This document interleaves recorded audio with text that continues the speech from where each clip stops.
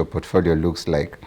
But are you as an individual investing in derivatives? And if yes, which instruments are you hedging against?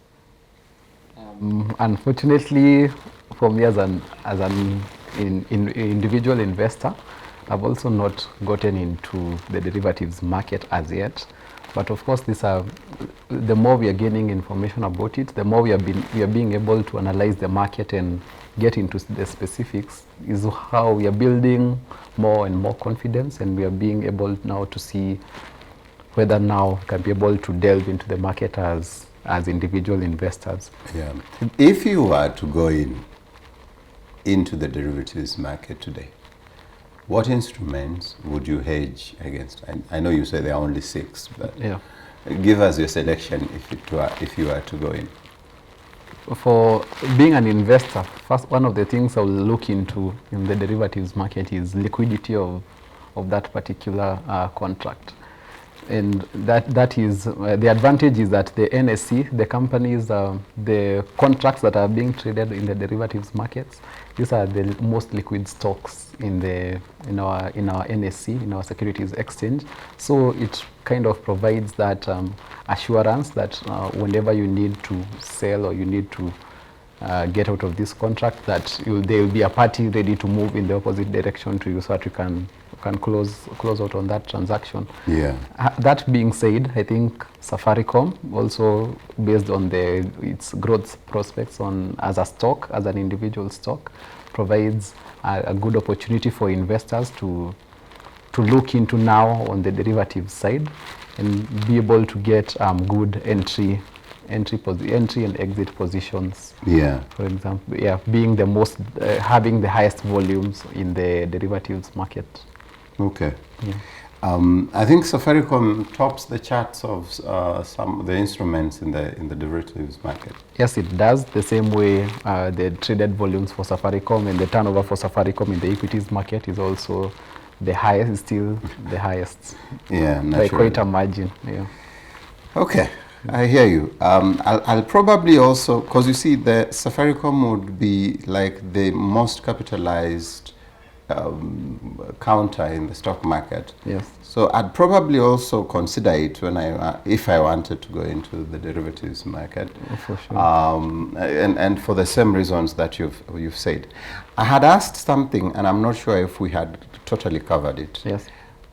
What are the unique advantages that are specific to investing to derivatives as opposed to your traditional investment instruments?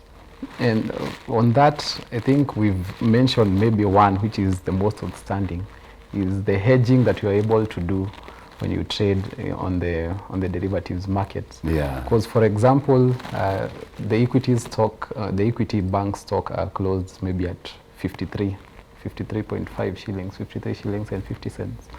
And wanting to trade in the derivatives market, for example, you may set your price at maybe 56. And this ensures that when you buy this futures contract at 56, and that price gets higher on that side, you'll be able to rake in these returns. Now, at the same time, since the derivatives market provides a trading leverage, it ensures that you can get into a position at a lower cost than what you will have done. For example, buying the normal stock. So it provides also that avenue for higher returns, but at the same time, this must be looked retrospectively in terms of, if you don't get the market movement right, then you might be also you've locked unfavorable position. At an unfavorable price.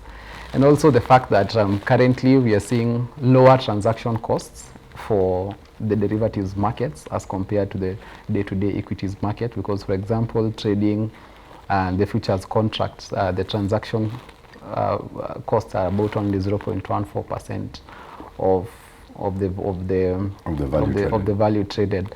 While on the equities market, we are seeing extremes of up to 2.2, almost nearing 3%. So in a bid to encourage uptake of this product, of the derivatives the derivatives in the stock exchange, we are seeing lower transactional costs, which should be able to encourage more people to trade on this.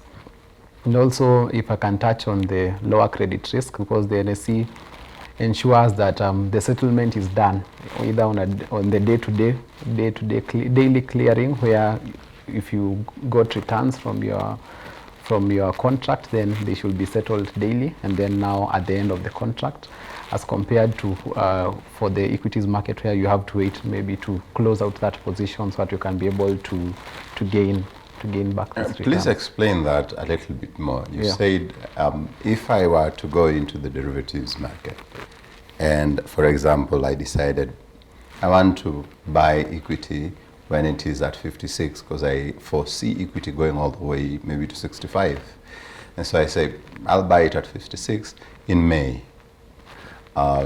So you're saying that on the material day, that transaction is perfected, and that if I decide to sell immediately, I can still get my money on the same day.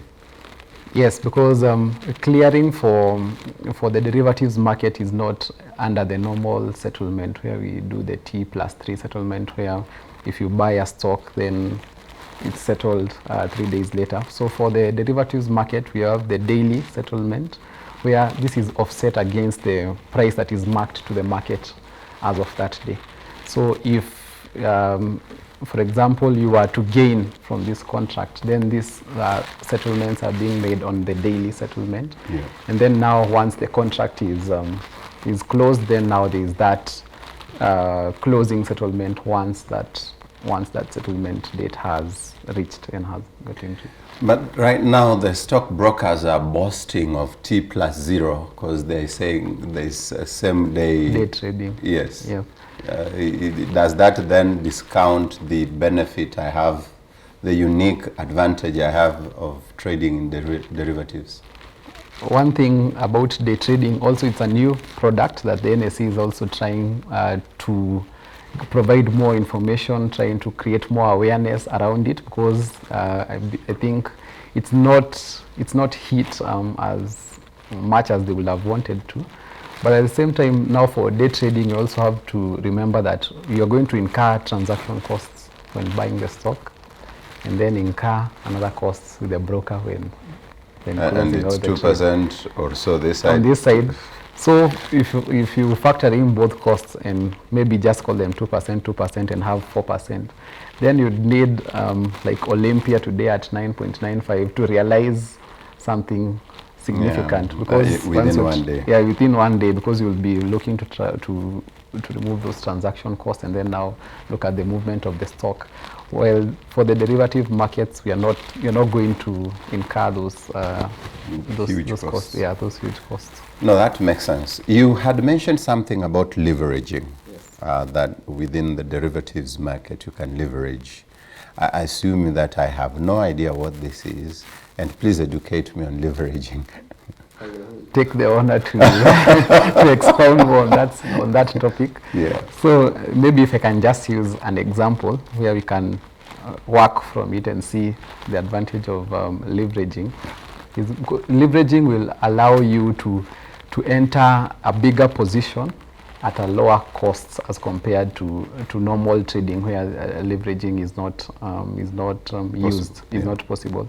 Because, for example, if you wanted to buy 1,000 stocks at 1,000 shares of Safaricom, Safaricom trading at around 38 shillings, then you will need 38,000 in the day-to-day trading. But for derivatives, there is that price, the price for 1,000 shares of Safaricom in the derivatives market. And for being an investor, you'll only be required to deposit 10% of that in your account. And then now if the stock moves 10%, then you've only deposited about, maybe, for example, if we say the cost is about 32,000 and I'm paying 10% of that, which is only 3,200. You see, my entry point for 1,000 shares of Safaricom is only at 3,200. Yes. Well, on the other side, your entry point is much higher. So if I'm going to gain 20%, at the end of this contract gain 20% of this amount, I'll have made a higher return on this 3,200 as compared to an investor who will have earned 20% but on a higher invested amount. So the returns from leveraging will be higher because the investment amount at the same time is lower as compared to normal day-to-day trading. Now you'll have now the broker is the one who will bring that mechanism and allow you to leverage maybe up to this point, depending on how also they have assessed you and assessed your profile. Yes, whether you are a risk or an asset to them. Because they will not want to be making margin calls to you and telling you to replenish your account, so they will just let you to leverage up to a certain level. Yes. Do we have any issued bonds in the derivatives market? Unfortunately, for our derivatives markets, our underlying assets at the moment are only the stocks. We don't have bonds, we don't have commodities, just have the stocks and now the index, which is the NSE 25. This question is still nagging me. Why? Yeah. Why don't we? Now that will depend on uptake. We've seen, for example, but you see, for example, if we come to the market and I'm a fishmonger, you sell avocados, yes. And then they say, nah, you avocado guy, just chill. Let's see how the uptake for fish looks like before we can allow you into the market. Into the market. But you see, possibly the people who eat fish in this place are fewer, but the avocado guys are more. So measuring the uptake with one variety of product, which is just fish, whether there is seafood, there is lake fish, it's just fish. Yeah.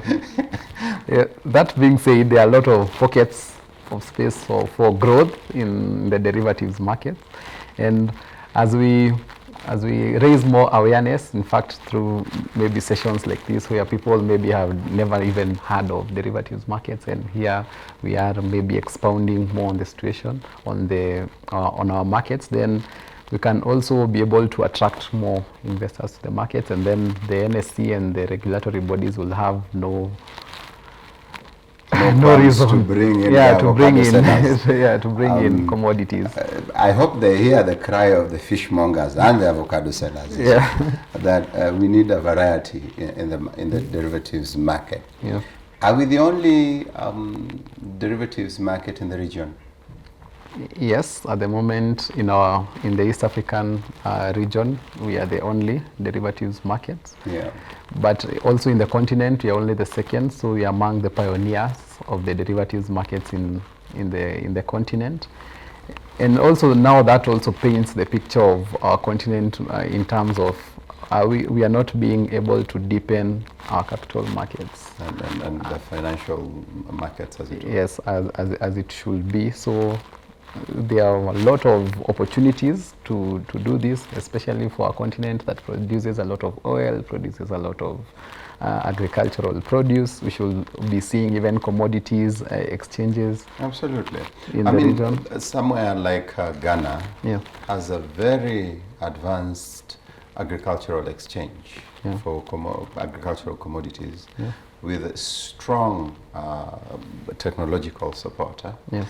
But this is not being reflected in the stock market through the futures market or the derivatives, as it were. Yeah. And so I agree with you. It's very sad considering the wealth of products that and the potential that resonates around that. Yeah, and it's not reflecting in the capital markets. Yeah. Well, our time is up. I've wanted to go on and on and on. Absolutely. There is a lot to discuss. I think we'll call you again, perhaps to talk about something else. Yeah.